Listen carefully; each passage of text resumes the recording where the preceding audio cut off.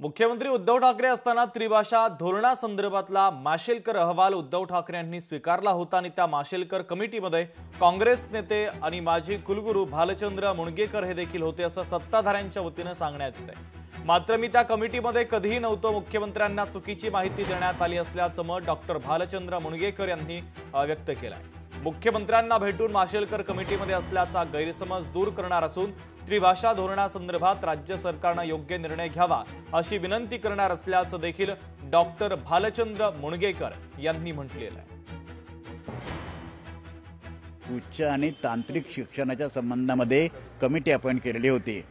त्याचा त्रिभाषा किंवा भाषा विषयक धोरणाशी काही संबंध नव्हता आणि त्या समितीचा मी मेंबर नव्हतो, किंबहुना माशेलकर चेअरमन असलेल्या कोणत्याही समितीमध्ये मी कधीही नव्हतो।